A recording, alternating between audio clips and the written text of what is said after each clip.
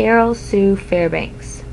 Carol's storyboard includes health issues, college challenges, education achievement gaps, and the way she experienced class status and rank. Carol grew up in Garden Grove, California. It is a suburb of Los Angeles. She had a father and mother, an older sister, and a younger brother. This is where Carol started her education. In Southern California, she attended 3 different schools, 1 Simmons Elementary, 2nd Lewis Lake Junior High, and lastly Garden Grove High School.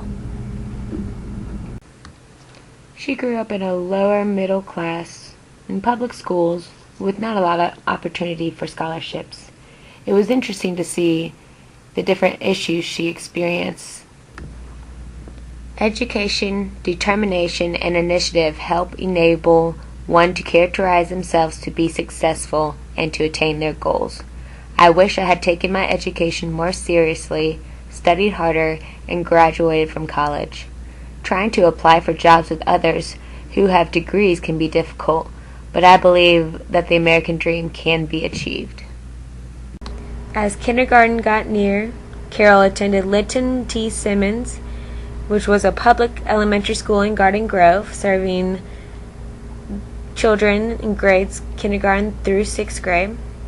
They provide many special programs for their students, the Gifted and Talented Education Program, free and reduced lunches for students, and special education programs. Carol next attended Lewis Lake Junior High School in grades 7 through 8. A minority enrollment is 100% of the student body. Student-to-teacher ratio is 29:1, also higher than the California average of 25:1. Here, Carol began to face class status and rank. In recent news, the junior high school has incorporated a cultural night for everyone that attends there. Families can come together to be represented. Garden Grove High School, pride, performance, and the pursuit of excellence. This was Carol's high school. Here she faced health issues, desegregation, class status, and rank. The school itself still provides many special programs, some for the environment, some for special needs, some for national honors, and has a wide variety of activities for the students. Carol was very active, being a cheerleader, babysitting, and playing on the badminton team. She stayed active in her church youth group and even volunteered as a candy striper in the burn unit at a hospital nearby. She had many positive influences, such as her principal in high school, her 10th grade typing teacher who really believed in her and told her she had a shot, and her older sister who she developed a great friendship and relationship with. 2 important people in Carol's life are her sister Tina and her mother Ann. Her sister thought Carol was so pretty. They were pom-pom girls at school. They grew together in the Lord and attended church together. They did see very much prejudice and shootings in Vietnam wars at their school. They did go to free education after high school and were Beatle fans together. Her mother said she was a very involved student, taking a job in high school and working hard. She was well behaved with good grades and was helpful to the patients where she volunteered. After high school, Carol attended Fullerton Junior College for 2 years. She did not graduate due to financial needs and her father's health issues. She was able to study abroad in Europe, where she met her husband. In California, she began a 17-year career working in the human resources discipline. She became an executive assistant in HR and became a corporate recruiter. As I was beginning college, I asked my father if he could help me with tuition. He said he didn't have any money and I was on my own. Neither he nor my mother had any advanced education, and I suppose it wasn't as important to them. He had enough to worry about financially and health-wise for the fact he passed away from cancer a couple of years later. My father passing impacted me because I had to work part-time to get through college with no support. I acknowledge that the majority of students do this, but it was difficult with my father being ill and me being the only child at home to assist. After he passed away, I left school and went to work full-time to help my mom. I am not meaning to pass myself off as a martyr.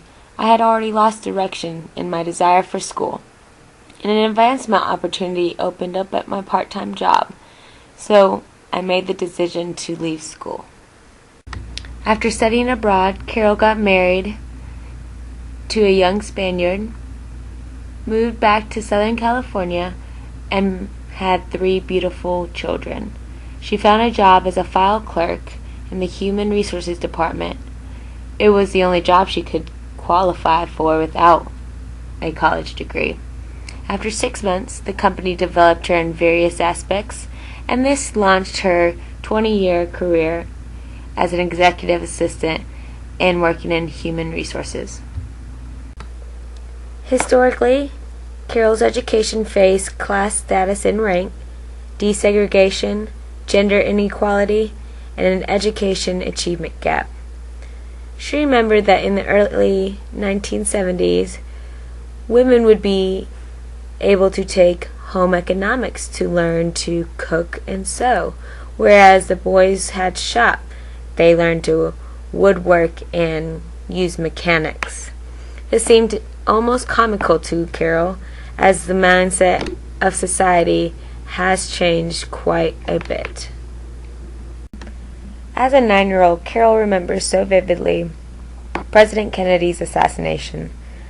The Cuban Missile Crisis and the war with Vietnam hit home and delivered historical social issues that went on in her everyday life and connected back to her education.